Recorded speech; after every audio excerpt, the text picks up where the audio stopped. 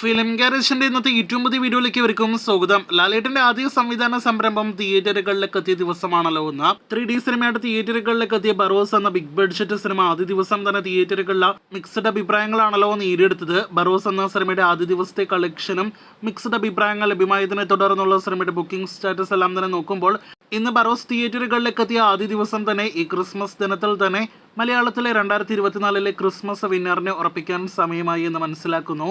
അത് മറ്റാരും തന്നെയല്ല, നിങ്ങൾക്ക് അറിവുള്ളതുപോലെ ഉണ്ണി മുകുന്ദന്റെ മാർക്കോ എന്ന സിനിമയാണ്. മലയാളത്തിലെ വൻ വയലൻസ് നിറഞ്ഞ സിനിമ കഴിഞ്ഞ ആഴ്ചയായിരുന്നല്ലോ തിയേറ്ററുകളിലേക്ക് എത്തിയത്. മാർക്കോ തിയേറ്ററുകളിൽ ഒരാഴ്ച പിന്നിടുന്നതിന് മുന്നേ തന്നെ 50 കോടിയിലധികം വേൾഡ് വൈഡ് കളക്ഷനാണ് നേടിയെടുത്തത്. ബറോസ് തിയേറ്ററുകളിലേക്ക് എത്തിക്കഴിഞ്ഞാൽ മാർക്കോ എന്ന സിനിമയ്ക്ക് അത് ഭീഷണിയാണോ അല്ലയോ എന്നൊക്കെ ഒരുപാട് പ്രേക്ഷകർ നേരത്തെ ഉറ്റുനോക്കിയിരുന്നു. ബറോസ് ഒരാഴ്ച വൈകിയാണ് തിയേറ്ററുകളിലേക്ക് എത്തുന്നതെങ്കിൽ പോലും മാർക്കോയുടെ ഫൈനൽ കളക്ഷൻ എല്ലാം തന്നെ മറികടക്കുമോ എന്ന് പോലും പലരും ഉറ്റുനോക്കിയിരുന്നു.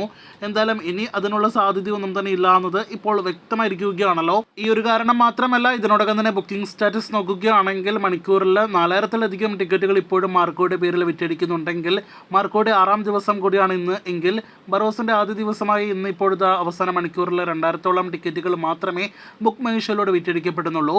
അപ്പോൾ ആകെ മൊത്തത്തിൽ നോക്കുകയാണെങ്കിൽ ബറോസ് ഉൾപ്പെടെ ഒരുപാട് സിനിമകളുമായിട്ട് ക്ലാഷ് റിലീസായിട്ട് തിയേറ്ററുകളിലേക്ക് എത്തിയ ഉണ്ണി മുകുന്ദന്റെ മാർക്കോ തന്നെയാണ് ക്രിസ്മസ് വിന്നർ എന്ന് ഉറപ്പിക്കാം. തുടർച്ചയായി ഒരുപാട് ബോക്സ് ഓഫീസ് നേട്ടങ്ങൾ നേടിയെടുത്തുകൊണ്ടിരിക്കുന്ന ഉണ്ണി മുകുന്ദൻ അങ്ങനെ മറ്റൊരു നേട്ടം കൂടി നേടിയെടുത്ത് കഴിഞ്ഞിരിക്കുകയാണ്.